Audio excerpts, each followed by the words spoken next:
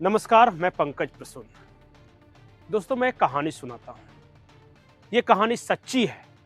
इस कहानी में कहे गए एक एक शब्द सच्चे हैं, लेकिन आप मानिएगा नहीं। जानते आप भी हैं, लेकिन यकीन भी करते हैं, लेकिन मानिएगा नहीं, अपने जिंदगी में स्वीकार नहीं कीजिएगा। लेकिन फिर भी मैं बुद्धू ये कहानी आपको सुनाता हूँ। ये कहानी शुरू होती है अमेरिका से। मार्क जकरबर्ग, आप में से बहुत सारे लोगों ने नाम सुना होगा। जिन्होंने नहीं सुना वो बता दूं कि वो फेसबुक कंपनी के मालिक हैं, जिस फेसबुक का आप इस्तेमाल करते हैं। मार्क जकरबर्ग ने फरवरी में एक टेलीविजन चैनल को दिए इंटरव्यू में बहुत साफ साफ लहजों में बताया कि मैं कई सालों तक अमेरिकन डीप स्टेट के अंडर काम करता रहा या मेरा इस्तेमाल करते रहे। उन्होंने कहा था कि जो मैं मेटा कंपनी चलाता हूं, फेसबुक की पेरेंट कंपनी है, उसके जरिए अमेरिकन डीप स्टेट अलग अलग देशों में माहौल बनवाया करता था और मैं मजबूरन, क्योंकि मुझे अमेरिका में काम करना था, वो काम करता था। इतना ही नहीं, मार्क जकरबर्ग ने उसी इंटरव्यू में यह भी कहा था कि जितनी बड़ी बिग टेक कंपनियां हैं, जैसे गूगल हो गया, फेसबुक होगा, ट्विटर हो गया, इस तरह की कंपनियां अमेरिकन डीप स्टेट के इशारे पर दूसरे देशों में खलबली पैदा करती है। अब अमेरिकन डीप स्टेट क्या? American deep state, American deep state का मतलब है वहां की CIA, वहां के बड़े बड़े बिजनेसमैन, वहां के मिलिट्री एस्टेब्लिशमेंट्स और वहां के जासूस। अब बताइए CIA क्या करता है? किसी को पता है? वही काम करता है जो आपके देश का रॉ करता है, या पाकिस्तान की ISI करती है, या रशिया की KGB करती है, या फिर इजराइल की मोसाद करती है। लेकिन ये थोड़ा बड़े पैमाने पर करती है और काम करने का तरीका अलग है। अब उदाहरण समझिए, बांग्लादेश का उदाहरण लेता हूं। CIA का प्रोजेक्ट बांग्लादेश शुरू हुआ 2007 में। 2007 में अमेरिका में हिलेरी क्लिंटन वहां पे थी और उन्होंने धीरे धीरे मोहम्मद यूनुस को ग्रामीण बैंक स्थापित करने में मदद की, बहुत पैसे दिए। ग्रामीण बैंक वहां बन गया, गरीबों को कम पैसे पे या फिर बिना इंटरेस्ट के लोन वगैरह देना शुरू कर दिया। गरीबों में साख बनी, मोहम्मद यूनुस बड़े आदमी बन गए। उसके बाद मोहम्मद यूनुस अमेरिका गए, वहां नोबेल पीस प्राइज पहना दिया गया। मोहम्मद यूनुस और बड़े आदमी बन गए, प्रतिष्ठित आदमी। लेकिन मोहम्मद यूनुस को बड़ा बना कौन रहा था? हिलेरी क्लिंटन क्यों यह काम कर रही थी? तो आरोप यह है कि मोहम्मद यूनुस को तैयार किया जा रहा था, और तैयार किया जा रहा था D-Day के लिए, डिसाइडिंग डे। और हुआ क्या? बांग्लादेश में शेख हसीना की सरकार चल रही थी। CIA, अमेरिकन जो वहां की जो गवर्नमेंट थी, बाइडेन की सरकार थी, या वहां के बड़े बड़े बिजनेसमैन खुश नहीं थे इस सरकार से। शेख हसीना देखिए ना, रशिया के साथ भी काम कर लेती थी, चाइना के साथ भी काम कर लेती थी, भारत के साथ भी काम कर लेती थी। अमेरिका चाहता था कि वो सिर्फ अमेरिका के लिए काम करे या अमेरिका के इशारे पर काम करे। शेख हसीना नहीं मानी। फिर चुनाव हुआ, शेख हसीना जीती, तो पहला काम उन्होंने यह शुरू कर दिया कि देखिए चुनाव रिग्ड था, मतलब चुनाव में बहुत धांधली हुई है जी, इसलिए जीते हैं। और धांधली की बात कौन कर रहे थे? बाहर से जो पैसे लेके वहां संगठन, जिन संगठनों को पैसा दिया गया था, आंदोलन करना शुरू किया। चुनाव में धांधली हुई है। वहां के छात्रों के जो गुट थे, छात्र नेताओं को, उन्हें पैसा दिया गया। जो कट्टरपंथी मजहबी ताकतें थी, उन्हें पैसा खिलाया गया कि सब मिलकर खूब हंगामा करो। हंगामा हुआ, भीड़ घुस गई प्रधानमंत्री आवास में, शेख हसीना भाग गई और मोहम्मद यूनुस को इसी दिन के लिए तैयार किया जाता, आके बना दिया वहां का इंटरिम प्राइम मिनिस्टर। अब बोलिए कि यह कहानी झूठी है, मैं नहीं मानूंगा। और अगर मैं मानूंगा भी तो यह कहूंगा कि भारत में तो ऐसा हो ही नहीं सकता। अब भारत की कहानी सुनिए, भारत में क्यों हो सकता है और हो रहा है।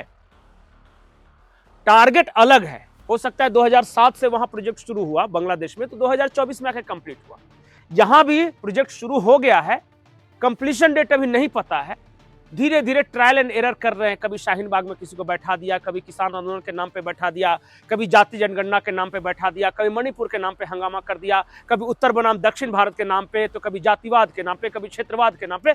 एक्सपेरिमेंट चल रहा है। अभी जमीन तैयार नहीं हुई है, तैयार किया जा रहा है डीप स्टेट द्वारा अपना टूल किट। तैयार किए जा रहे हैं वैसे लोग जिनके एनजीओ को मोदी सरकार ने बंद करा दिया, जो बाहर से पैसे लाते थे, खाते पकाते थे, समाज सेवा कम करते थे, या फिर वैसे एनजीओ थे जो धर्मांतरण के काम में लगे हुए थे। हजारों एनजीओ, हर एनजीओ के साथ जुड़े हजारों लोग, उन सबका एक वर्ग तैयार हुआ। कुछ पत्रकार थे जो कांग्रेसी राज में खा पी के मोटे चौड़े हो रहे थे चूहे, अब वो उन्हें यूट्यूबर बनकर घूमना पड़ा है, कुछ वो थे। सोशल मीडिया में कई लोग ऐसे हैं जिन्हें एक्टिव किया गया है, कुछ क्लिप कटवे घूम रहे हैं। इन सबको धीरे धीरे फीड करके जिंदा रखा जा रहा है। तुम लोग माहौल बनाओ, माहौल बन जाएगा। एक बड़ा संगठन की जरूरत होती है, उसके लोग भी हैं, वो भी तैयार किए जा रहे हैं। नफरत, ये नाम बहुत बढ़िया चुनते हैं वो सब। Nobel peace prize Muhammad Yunus, वाह, पीस, शांति। यहां नाम मोहब्बत की दुकान, वाह क्या बात है। अभी कल ही के दिन जो देवेंद्र फडणवीस है, महाराष्ट्र के मुख्यमंत्री, उन्होंने विधानसभा में खुलासा किया। उन्होंने खुलासा यह किया है कि इसी नवंबर 2024 को, मतलब आज से ठीक एक महीने पहले के करीब, काठमांडू में एक बैठक हुई। उस बैठक में 40 संगठनों के लोग जमा हुए। उसमें 7-8 संगठन ऐसे थे जो नक्सलियों के संगठन थे, नक्सल, अर्बन नक्सल, ये सब बैठे काठमांडू में। और इन्होंने डिसाइड किया कि भारत की जनता ऐसे नहीं मानेंगे, जिस रफ्तार से हम अपना इकोसिस्टम चला रहे वैसे काम नहीं चलेगा, ज्यादा जोर लगाना पड़ेगा। ईवीएम को और बदनाम करो, कोर्ट कचहरी को और बदनाम करो, चुनाव आयोग को और बदनाम करो, आम लोगों के मन में नफरत पैदा कर रहे हो इंस्टीट्यूशंस के प्रति, और बोलो कि तुम्हारे लिए कोई नहीं है, सरकार पूंजीपतियों की है, चुनाव आयोग बिक गया है, सुप्रीम कोर्ट बिक गया है, सीबीआई, ईडी, सब जांच एजेंसियां सब बर्बाद है, सिर्फ मेरा कहना मानो। और थोड़ा सा इस बात को जनता के मन में बैठाना पड़ेगा, लोकतंत्र खत्म, चुनाव, संविधान खत्म हो जाएगा, वोट देने का अधिकार नहीं मिलेगा, इस देश में बस आखिरी बार आप चुनाव दे रहे हैं, इस तरह के झूठ फैलाओ। लोग मानेंगे, जमीन तैयार होगी, उसके बाद पैसा और पंप किया जाएगा, आंदोलन होगा, जन आंदोलन। किरोसिन छिड़का जा रहा है, माचिस मारने का टाइम अभी डिसाइड नहीं है, लेकिन माचिस लिए हुए कोई घूम रहा है। यह कहानी भी झूठी है, क्योंकि आप बांग्लादेश वाली कहानी मानेंगे नहीं, मार्क जकरबर्ग वाला कहानी मानेंगे नहीं, एलन मस्क बार बार इस बात को कह रहे हैं, उनकी कहानी मानेंगे नहीं, इसलिए भारत की कहानी भी आप नहीं मानेंगे। आपको क्या चाहिए? जाति के नाम पे लड़ जाते हैं, मेरी जाति के साथ ये अपमान हुआ, मेरे क्षेत्र के साथ ये अपमान हुआ, गुजराती देखो भावी हो रहे हैं, बंगालियों को पीछे छोड़ दिया, साउथ इंडिया के साथ अन्याय हो रहा है, सिखों के साथ अन्याय हो रहा है, सबके साथ अन्याय हो रहा है इस देश में। इसी चीज में उलझे हुए, और चाहे कुछ भी हो जाए, हम नहीं मानते डीप स्टेट, हम नहीं मानते जो बाहर की जो शक्तियां काम कर रही है। हम तो सिर्फ एक ही चीज जानते हैं, 2 रुपए सस्ता टमाटर, 3 रुपए सस्ता आटा, 4 रुपए सस्ता गेहूं, जातिवाद, धर्मवाद, प्रांतवाद मेरी कास्ट को नहीं दिया। इस बार राजपूतों के साथ अन्याय हो गया जी, इस बार जाटों के साथ अन्याय हो गया। एक और नैरेटिव चल रहा है, दलित हिंदू नहीं है, राजपूत हिंदू नहीं है, जाट हिंदू नहीं है, फलाना हिंदू नहीं है, बौद्ध हिंदू नहीं है, सिख हिंदू नहीं है, फलाना ढेमका, यही काम कर रहे हैं आप। और आपको पता नहीं कि आपके दिमाग में फीड कौन कर रहा है, उस फीड करने के लिए पैसे कहां से आ रहे हैं। बर्बादी की कहानी लिखी जा चुकी है, नहीं यकीन करना है मत कीजिए, लेकिन जब वक्त आएगा तो याद कीजिएगा कि कोई ना कोई पागल था जो बकता था। क्या हो गया, 10 लाख हिंदू मारे गए भारत के बंटवारे में, आपको क्या फर्क पड़ता है? 15 लाख हिंदू अफगानिस्तान में मारे गए थे, अभी बांग्लादेश में आपके सामने मारे जा रहे, आपको क्या फर्क पड़ता है? देख लीजिएगा कॉन्वेंट स्कूल में बच्चे का एडमिशन हो गया कि नहीं, ट्विंकल ट्विंकल लिटिल स्टार आपका बेटा बोल रहा है कि नहीं, कुछ फर्क नहीं पड़ता। धिक्कार है जीवन पर, ऊपर वाले ने बनाया होगा तो ये सोचा होगा कि इंसान को धरती की सबसे खूबसूरत कलाकृति बना के हमने भेजी थी, और ऊपर से देख रहा होगा तो कीड़े मकोड़े की तरह रेंग रहे हैं, बजबजा रहे हैं, सब कोई अपने स्वार्थ में डूबा हुआ है, किसी को कोई फर्क नहीं पड़ता। आपका देश चला जाए, आपका धर्म चला जाए, बस आपकी जेब में विदेशी पैसे होने चाहिए।